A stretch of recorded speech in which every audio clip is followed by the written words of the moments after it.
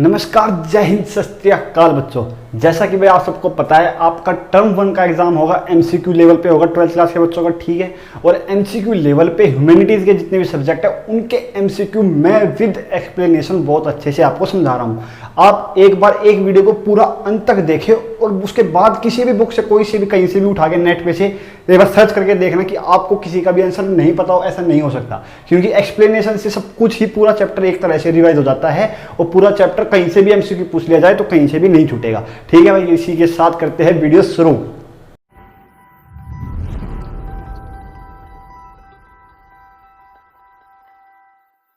हाँ भाई, चलो वीडियो शुरू करते हैं। आज का अपना पहला चैप्टर जो मैं करने वाला हूं वो है अपना यूएन एंड इस ऑर्गेनाइजेशन, यूनाइटेड नेशन। सबको पता होगा, नहीं पता होगा तो मैं एक बार थोड़ा सा बता देता हूं। पहले थोड़ा सा बताता हूं, बस भागने की जरूरत नहीं, थोड़ा सा बता रहे। यूएन होता है यूनाइटेड नेशन। सारी दुनिया ने एक ऐसा वो बनाया गया संगठन, ऑर्गेनाइजेशन, जिसके द्वारा पूरी दुनिया में शांति स्थापित की जा सके। शांति क्यों भाई? देखो भाई, 1914 से 1918 तक पहला विश्व युद्ध हुआ, फिर 1939 से 1939 से लेकर 1944 तक दूसरा विश्व युद्ध हुआ। दुनिया में युद्ध होने लग रहे थे, लाखों करोड़ों लोग मारे जा रहे थे, भुखमरी हो रही थी, इकोनॉमिक तंगी आ रही थी। उससे आगे वाले आने वाली जनरेशन उस चीज़ को ना देख पाए, उससे बचने के लिए एक ऐसी ऑर्गेनाइजेशन बनाएगी जिसमें सारे देश बैठेंगे, आराम से बातों से थोड़ा बहुत या सुलझाने की कोशिश की जाएगी उनके मुद्दे जो होंगे, और जो उनकी थोड़ी बहुत लड़ाई है एक दूसरे का पक्ष जानने की दुनिया कोशिश करेगी ताकि लड़ाई ना हो। तो ये इसका उद्देश्य था, यही आपका चैप्टर। इसके कुछ ऑर्गेनाइजेशन है जो अलग अलग काम करती है, जैसे कि भाई आईसीजे हो गया, इंटरनेशनल क्रिमिनल, मतलब ये जो कोर्ट हो गया है, ठीक है, आईसीआई हो गया है। और बाकी अपना कौन कौन से है इसमें अपने यूएनएससी हो जाता है सबसे खतरनाक, मतलब सबसे जो काम करने वाला वो यूएनएससी है, यूनाइटेड नेशन सिक्योरिटी काउंसिल। अलग अलग इसकी ऑर्गन है जो अलग अलग काम करती है। ह्यूमन राइट्स का अलग है, यूएनएचआरसी अलग है, ठीक है। तो अलग अलग इसकी संस्था है, तो उन्हीं के बारे में चैप्टर के एमसीक्यू होने वाले हैं। और मैं आपके सामने पहला एमसीक्यू लेके आ गया हूँ, शुरू किया जाए। देखो भाई, पहला एमसीक्यू है, how many non permanent member does the UN security council has. देखो भाई, मैंने अभी बताया है UNSC, United nation security council. ये पूछा गया इसमें कितने नॉन परमानेंट मेंबर है। तो पहले तो मैं बता दूं, इसमें टोटल 15 मेंबर है, टोटल। अभी रुक जाओ, क्वेश्चन में क्या पूछा गया वो देख लेना, राइटिंग पे नहीं जाएगा कोई भी, ठीक है। जो भी समझ में ना आए मैं बोल रहा हूँ। पहला क्या है, सबसे टोटल कितने आदमी है? 15 मेंबर। इसमें टोटल है। नॉन परमानेंट कितने हैं? 15 में से 5 परमानेंट है, पावरफुल 5 भी जिनको बोला जाता है, ठीक है। और फिर इसमें 10 होते हैं नॉन परमानेंट, ठीक। इंडिया इसका मेंबर रहता है। परमानेंट इसका कोई भी, नॉन परमानेंट है इसमें 2 साल का कार्य का होता है, एक देश आता है, दूसरा जाता है, आता रहते। तो 10 में कोई भी दुनिया के हो सकती है, लेकिन ये 5 जो है ये हमेशा के लिए एकदम से फिक्स है, ये परमानेंट है। ये याद कर लो एक बार कौन है। सबसे पहले भाई यूके, यानी कि ब्रिटेन, यानी कि इंग्लैंड, ठीक है। सबसे पहले तो इंग्लैंड है इसमें फिर फ्रांस है, उन्हीं का पड़ोसी है फ्रांस, ठीक है भाई। फिर इसमें परमानेंट 5 ही देश है, उसमें फिर यूएस आ जाता है, अपना अमेरिका आ जाता है, उसमें फिर रशिया आ जाता है। उस टाइम पे यूएसएसआर था जब इसको बनाया गया था, लेकिन बाद में अब ये रशिया इसका मेंबर है। और एक अपना जिसको हमने दिलाया था, कौन था ये? चाइना। हमने सबसे बड़ी गलती जवाहरलाल नेहरू की यही थी कि चाइना को यूएनएससी की परमानेंट सीट दिलाई गई। दुनिया में कुछ भी बड़े फैसले लिए जाते हैं जिसमें पूरी दुनिया का इन्वॉल्वमेंट होता है, उसमें इन 5 की रजामंदी जरूरी होती है। इसमें इंडिया होता, ये नहीं होता, चाइना नहीं होता, इंडिया होता। लेकिन जवाहरलाल नेहरू ने चाइना को बोला गया, हिंदी चीनी भाई चाइना को खुश करने के लिए इसको यूएनएससी की सीट दे दी। हालांकि अमेरिका ने बोला था कि सीट ले लो, लेकिन ना, हम क्यों लेंगे, हमने नहीं ली। आज के टाइम पे चाइना का जो दुनिया में फायदा उठाता है इसी चीज से उठाता है कि भाई मेरे पास परमानेंट सीट है, देश की तरफ भागते हैं भाई। अब एक छोटा सा एग्जांपल ले लो, श्रीलंका से ले लो। श्रीलंका इंडिया का पड़ोसी है, चाइना का तो नहीं है, लेकिन चाइना की तरफ उसका झुकाव इसलिए हो जाता है कि वहां पर थोड़ा सा ह्यूमन राइट का वोलेशन होता है। मतलब कि वहां पे थोड़ा सा आपस में देश में गहराई छिड़ा हुआ है उनका, ठीक है, तमिल्स के खिलाफ। थोड़ा सा समझने की कोशिश करना, ऐसे है ना, ऐसे याद होता है, अलग अलग कहानी से जोड़ के पढ़ते हैं। तो भैया वहाँ पे श्रीलंका में क्या होता है, वहाँ पे थोड़ा सा ह्यूमन राइट वोलेशन होता है। तो उनको पता है कि दुनिया उनके खिलाफ एक्शन ले सकती है, उनके ऊपर प्रतिबंध लगा सकती है, उनके खिलाफ कुछ भी एक्शन ले सकती है दुनिया। लेकिन अगर चाइना से उनकी अच्छी दोस्ती रहेगी, इंडिया से रहेगी, तो कोई फायदा नहीं है। इंडिया के पास तो वोटिंग पावर नहीं है, वोटिंग है लेकिन वीटो पावर नहीं है। लेकिन ये 5 जो देश है इनके पास वीटो पावर होती है भाई। सबसे खतरनाक मामला ये है, इनके पास वीटो पावर है हर एक के पास। अगर दुनिया में कुछ भी मान लेते हैं कि बोल दिया कि श्रीलंका गलत कर रहा है, श्रीलंका के ऊपर प्रतिबंध लगा दो, तो 5 की रजामंदी चाहिए। ऐसे नहीं कि 3 की रजामंदी या 2 की या 1 की, ऐसा नहीं। 4 ने हाँ कर दिया, 1 ने मना कर दिया, तो उसके ऊपर कोई एक्शन नहीं होगा। मतलब कि वो चीज़ वहीं पर रुक जाएगी। वीटो पावर लगा दिया तो यानी कि श्रीलंका के ऊपर कभी कोई एक्शन नहीं होगा। तो हमेशा यही होता है कि ज़्यादातर दुनिया चाइना की तरफ, इंडिया और चाइना जब कंपेरिजन आता है तो चाइना की तरफ इसलिए झुक लेते हैं क्योंकि इनके पास परमानेंट सीट है, हमारी दी हुई है, लेकिन अब कोई फायदा नहीं है, दे दी तो दे दी, अब तो इनकी रहेगी। इंडिया समय समय पर मांग करता रहता हमें भी परमानेंट मेंबर बनाओ, हमें भी परमानेंट मेंबर बनाओ, लेकिन इंडिया को परमानेंट मेंबर इसका नहीं बनाया जा रहा है। क्यों नहीं बनाया जा रहा है? देखो, क्योंकि उधर से जापान बोल रहा है मेरे को भी परमानेंट मेंबरशिप चाहिए, फिर जर्मनी बोल रहा है मुझे भी चाहिए, फिर अफ्रीका के देश बोल रहे हैं मुझे भी चाहिए। तो ऐसे करके इंडिया का थोड़ा बहुत मुश्किल मामला है। नॉन परमानेंट में तो आता रहता है, लेकिन परमानेंट में आना बहुत मुश्किल है, और आएगा भी तो ये वीटो पावर नहीं मिलेगी। ये अमेरिका ने पहले साफ साफ बोल दिया है। पहले तो अमेरिका बोलता था कि हम इंडिया को वीटो भी दिलाएंगे जब इसमें आएगा, इंडिया की दोस्ती के लिए, लेकिन आज के टाइम पे अमेरिका ने बोल दिया है, जो बिडेन ने बोल दिया है कि हम इंडिया को वीटो पावर दिलाने के पक्ष में नहीं है। किसी भी देश को वीटो पावर नहीं मिलेगी, वीटो इन्हीं के पास रहेगी। चलो भाई ठीक है, जो भी है अपना, आपको पढ़ना है, थोड़ा समझ में आ गया हो तो मजा आ गया है ना। नेक्स्ट क्वेश्चन क्या है अपना, देख लिया भाई, पासवर्ड समझ गए हैं। चलो भाई नेक्स्ट क्वेश्चन आ जा भाई, क्या है next question? Second question, expand IAEA, ये पूछा गया, इसकी फुल फॉर्म बताओ। IAEA क्या है? इंटरनेशनल एटॉमिक एनर्जी एजेंसी, ये इसकी फुल फॉर्म है। इसका काम क्या होता है भाई? इंटरनेशनल एटॉमिक एनर्जी एजेंसी का काम होता है कि दुनिया में जिस भी देश के पास न्यूक्लियर है, जिस भी देश के पास एटॉमिक, मतलब इससे क्या होता है, न्यूक्लियर एनर्जी होती है, उससे बिजली भी बनाई जाती है, सिर्फ और सिर्फ बम पटाखे नहीं बनाए जाते। ठीक है, बम पटाखे नहीं बनाते, इससे बिजली भी बनती है। तो इसलिए दुनिया में हर किसी के पास थोड़ा बहुत न्यूक्लियर जो काम करने की चीज़ें होती है, एटम बम में जो चीज़ें डलती है, वो चीज़ें सबके पास है, एटम एनर्जी भी उनसे बनाई जाती है। तो इसीलिए एक एजेंसी बनाई गई है जो इस पर ध्यान रखती है कि दुनिया के देशों के पास जो एटॉमिक एनर्जी है, जो उसका कोई गलत इस्तेमाल ना करे, सिर्फ बिजली के लिए या ऐसे कामों के लिए ही यूज़ करे, बम बनाने के लिए यूज़ ना करे। तो इसके लिए एक एजेंसी है, इंटरनेशनल एटॉमिक एनर्जी एजेंसी। तो इसमें 4 ऑप्शन है, आपका ऑप्शन कौन से वाला करेक्ट है? Option C. Option C is correct one. Now the next question is the original member nation that sign the charter of United Nation back in 1945। भाई देखो, ये यूएनएससी का, यूएन के ही पार्ट है ये सारे के सारे, यूएनएससी, UNFCCC, UNHRC, कई सारे है, ठीक है, ICJ वगैरह। देखो अब इसमें क्या है, इसमें यूनाइटेड नेशन 1945 में बना। देखो मैंने बताया था कि दूसरा विश्व युद्ध था 1939 से 1944 तक चला। जब ये विश्व युद्ध खत्म हुआ तो दुनिया को लगा एक ऐसा संगठन बनाए कि दुनिया में शांति बने, तो 1945 में यूएन बना दिया गया। लेकिन उस टाइम पे इसकी सिर्फ और सिर्फ 51 कंट्रीज ने इसको साइन किया था। इसको मानना था कि यूएन जैसी कोई चीज़ है दुनिया में। आज के टाइम में इसमें 193 कंट्रीज है। अगर ये क्वेश्चन आता है तो ये भी करना है, ठीक है। अभी पहले उस टाइम पे 51 थी और इंडिया इसका मेंबर था। देखो इंडिया को परमानेंट मेंबरशिप नहीं मिली, लेकिन इंडिया इसका मेंबर तब भी था, अब भी है।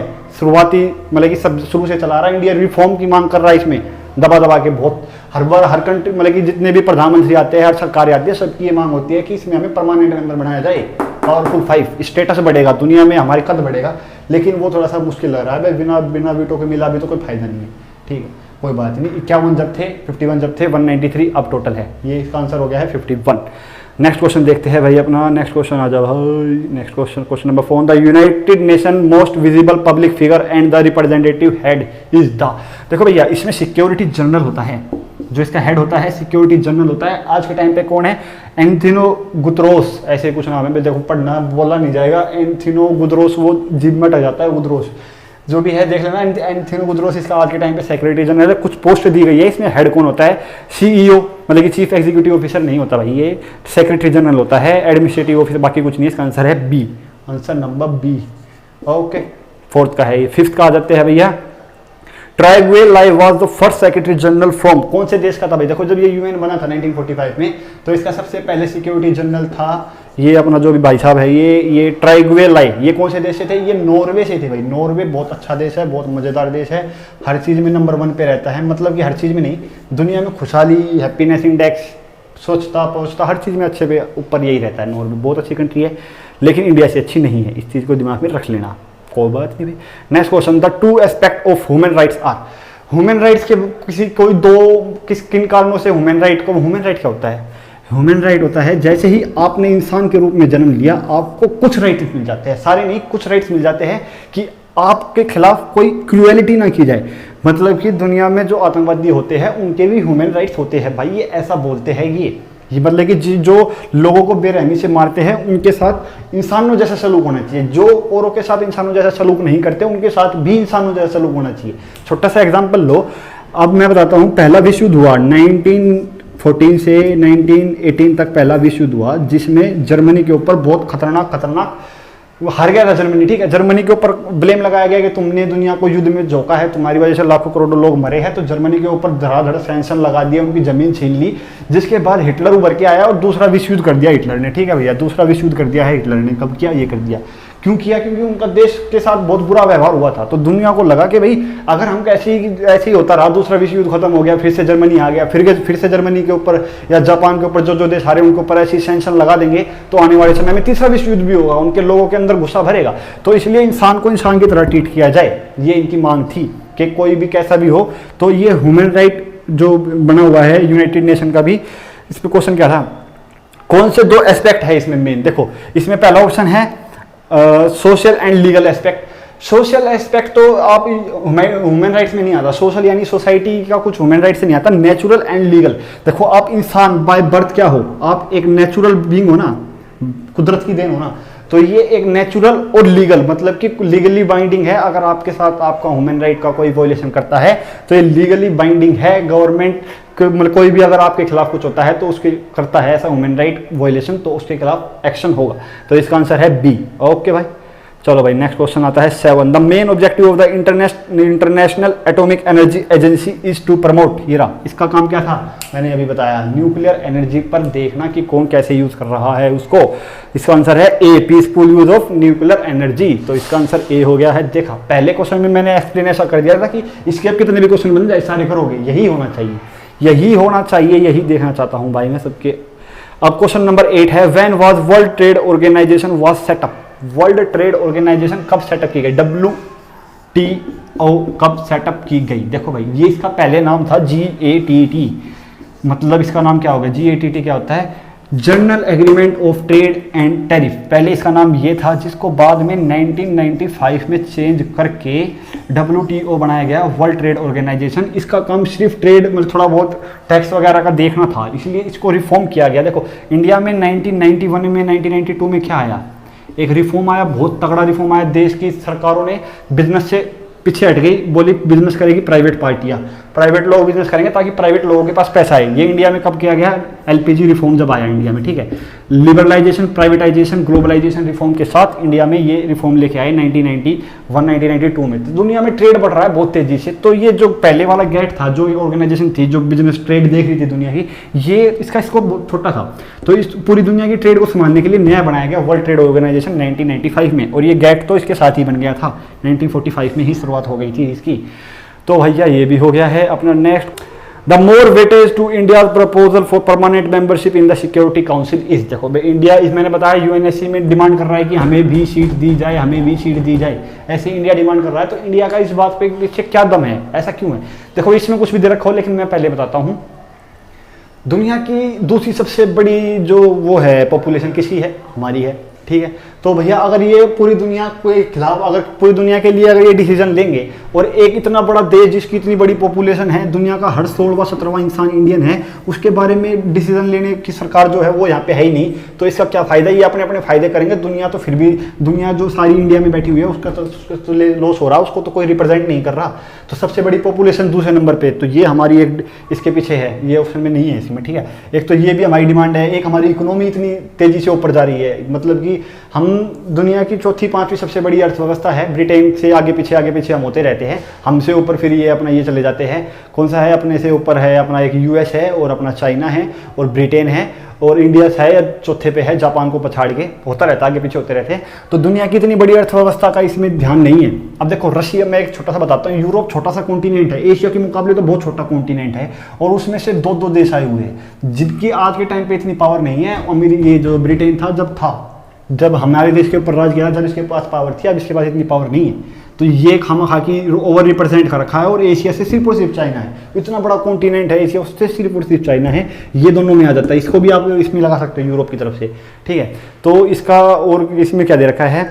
Nuclear capability located in Asia, India membership in the UN, Indian growing economic power and stable political system. Yes, देखो इसका ऑप्शन है डी लास्ट वाला कि स्टेबल गवर्नमेंट है हमारी और इकोनॉमिक पावर बहुत तेजी से बढ़ रहा है। स्टेबल गवर्नमेंट का मतलब होता है जैसे पाकिस्तान है, पाकिस्तान बोले मुझे यूएनएससी में सीट दो, भाई क्यों दो, तुम्हें कभी मुशर्रफ ने हटा के फेंक दिया तुम्हारी सरकार को, अब मतलब कि वहाँ पे तख्ता पलट होता रहता। म्यांमार है, म्यांमार में आज के टाइम पे सरकार फेंक दी है उटक पटक के, श्रीलंका ने फेंक दी, ऐसा होता रहता है। तो ये डिमांड नहीं कर सकते कि इनके देश में कोई सरकार ही नहीं है, क्योंकि वहाँ पे सरकारी तो लोगों को रिप्रेजेंट करेगी ना। इनके देश में सरकार खुद ही स्टेबल नहीं है, पता नहीं कब हट जाए, कब कोई और आके कब्जा कर ले सरकार पे। तो इंडिया की स्टेबल गवर्नमेंट है हमेशा, मतलब कि कभी कोई सी पार्टी जीतती है कभी कोई सी, लेकिन एक पार्टी जीत के पूरे देश के लोग बिठाते हैं उसको, ऐसा नहीं कि कोई भी तानाशाह बन के अपने पावर के दम पे देश के ऊपर बैठ जाता है, वोट लेके ऊपर बैठता है। ठीक है, तो इंडिया का ये है इसमें ऑप्शन नंबर डी।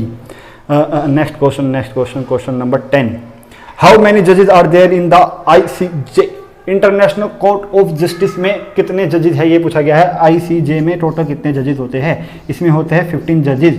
अब कॉमन सेंस की बात है, इसमें ऑप्शन में 16 भी दिया गया है, 18 भी दिया गया है और 17 भी दिया गया है। तो चलो इन दोनों में ये 16 कैसे हो सकता है, 16 होगा तो अगर किसी 8 मतलब आप देखें 8 ने एक फेवर में बोल दिया, 8 ने एक फेवर में बोल दिया तो वहीं पर डेडलॉक हो गया। ऐसे इसमें अगर 9 ने बोल दिया कि ये चीज़ गलत है, 9 ने बोल दिया ये चीज़ ठीक है, तो यहाँ पे भी डेडलॉक हो गया। या तो 15 हो सकते हैं, 15 में कितना कितना हो सकता है, या तो एक तरफ 7 हाँ भरेंगे, ठीक है, एक तरफ कितने बचे 8 हाँ भरेंगे, ठीक है। तो इनमें से हमेशा एक ज़्यादा होगा कभी ना कभी, तो ये वाला और ये वाला हो सकता है। पहले तो एलिमिनेट कर दिया।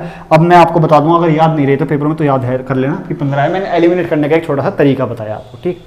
The international court of justice popularly known as, देखो भाई इंटरनेशनल है तो वर्ल्ड का ही तो कोर्ट होगा, सुप्रीम कोर्ट, हाई कोर्ट, पाई कोर्ट, पता नहीं क्या क्या दे रखा है, तो ये तो कॉमन सेंस की बात है, तो वर्ल्ड कोर्ट होगा, ठीक है।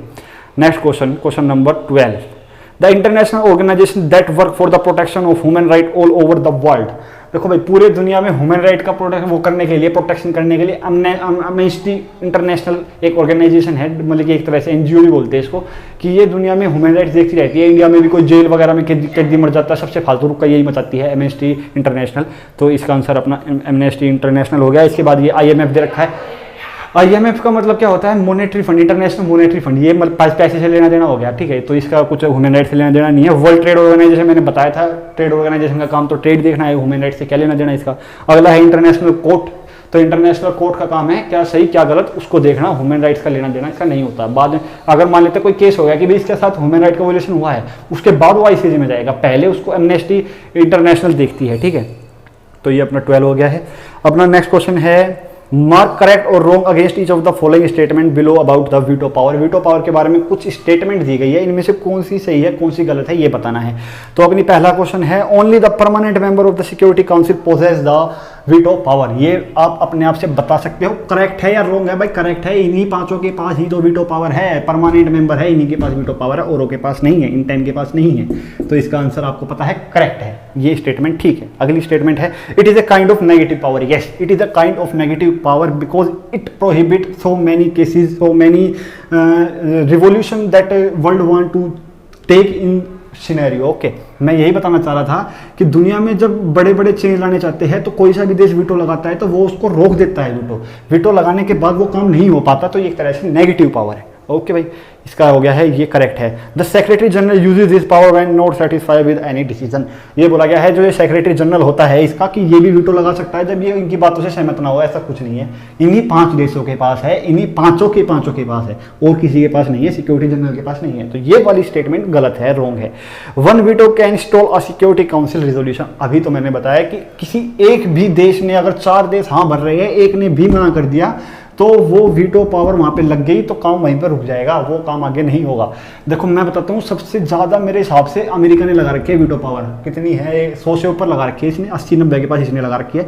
सबसे कम इसमें फ्रांस ने लगा रखी है, और चाइना ने भी लगा रखी है 70-80 बार, ठीक है। सबसे ज़्यादा इसको US ने, लेकिन जब लगाया था, जब देखो कोल्ड वॉर हुआ था US और रशिया के, USSR के बीच में कोल्ड वॉर हुआ था, उस टाइम पे ये इसका काम नहीं होने दे रहा था, ये इसका काम नहीं होता। दुनिया का कुछ भी बोलते हैं कि चलो वहाँ पे मान लेते हैं रशिया में कुछ वो हो गया, कुछ भी मतलब कि क्राइसिस आ गया, पैसों की तंगी आ गई, तो दुनिया बोल जाए कि उनको हेल्प की जाए, लेकिन अमेरिका मदद कर दे, बोल देगा नहीं करनी, ये वीटो लगा दी। ऐसे ये इसके बारे में वीटो धड़ाधड़ वीटो लगी थी उस टाइम पे, ठीक है। तो इसका आंसर अपना लास्ट वाले का क्या है, करेक्ट है, ये हो गया है। नेक्स्ट क्वेश्चन है अपना WTO is serving as the successor to which of the following organization, बताने की जरूरत नहीं है। WTO किसके बाद बना, किसका सक्सेसर है, किसका उत्तराधिकारी है, तो ये गेट के बाद WTO बना था। मैंने बताया नहीं बताया, मम्मी मुझे झूठ नहीं बोलेगा कोई भी, बता रखा है। तो इसका आंसर क्या है, General Agreement on Trade and Tariff, answer A. Okay, next question है, India become a member of UN in, मैंने यहाँ पर बताया था कहाँ गया 51 ये रहा। तो मैंने बताया था जब ये शुरुआत में 1945 में 51 मेंबर थे तो इंडिया इसका मेंबर था। तो इसका आंसर क्या है अपना 50। इसमें इंडिया बिकम, इसमें ऑप्शन में नहीं दे रखा है 1950 50, अच्छा मैंने वो कौन सा था 1945 है इसमें ऑप्शन में, हाँ ये रहा ना ए, तो इसका आंसर ए है, 1945 में हुआ था। ठीक है, तो जब 1945 में बना था इंडिया उसका मेंबर था। नेक्स्ट क्वेश्चन है वो are the first women president of UN general assembly. तो भाई साहब UN इसका एक UNGA होता है, जैसे ये UNSC है ऐसे ही UNGA होता है। इसमें सारी कंट्रीज बैठती है, जो इसमें मतलब इसमें सारी ही आती है। ठीक है, इसमें तो मतलब 15 ही आती है, इसमें सारे देश जो भी इसके मेंबर है सब आते हैं, यूनाइटेड नेशन जनरल असेंबली। ठीक है, इसमें वोटिंग, इसमें नॉर्मली वोटिंग इसमें होती है, लेकिन बाद में वीटो पावर इनके पास होती है। तो इसमें सारी कंट्रीज आती है, तो इसका भी एक हेड होता है, इसका भी एक प्रेसिडेंट होता है, इसका भी एक जो थी उस टाइम पे सबसे पहले इसकी जनरल वो कौन बना था प्रेसिडेंट वुमेन, तो वो थी विजय लक्ष्मी पंडित। इंडिया से तालियां हो जाए इस बात पे, धड़ाधड़ धड़ाधड़ धड़ाधड़। तो इसका आंसर क्या है, सी।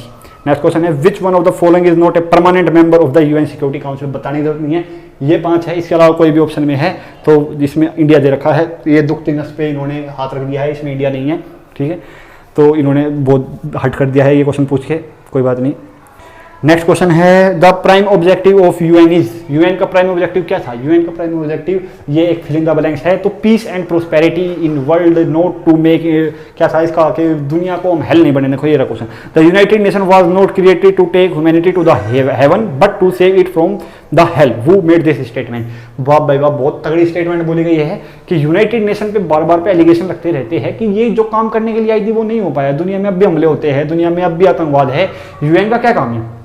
तो ये बोला गया एक आदमी द्वारा कि UN को बनाया गया था दुनिया को स्वर्ग बनाने के लिए नहीं, हर तरफ मतलब कि कति बुराई खत्म, ऐसा स्वर्ग बनाने के लिए मकसद नहीं था। UN के पीछे का मकसद था कि दुनिया को नर्क बनने से रोका जाए, हेल बनने से रोका जाए, हेवन नहीं बनाना। तो ये बात किसने बोली थी, पंडित जवाहरलाल नेहरू नहीं बोलते ऐसी बातें। पंडित जवाहरलाल नेहरू मतलब कि एक तरह से आइडियलिस्ट थे, मतलब कि चीन को दे दिया, चीन खुश रहेगा, हमारा अच्छा दोस्त अच्छा पड़ोसी रहेगा।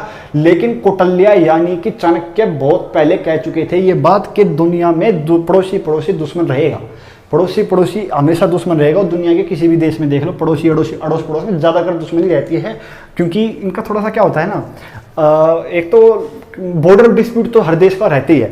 तो ये बात बहुत पहले कही थी, लेकिन अपना जवाहरलाल नेहरू ने सोचा चाइना अपना पड़ोसी है लेकिन शांत रहेगा।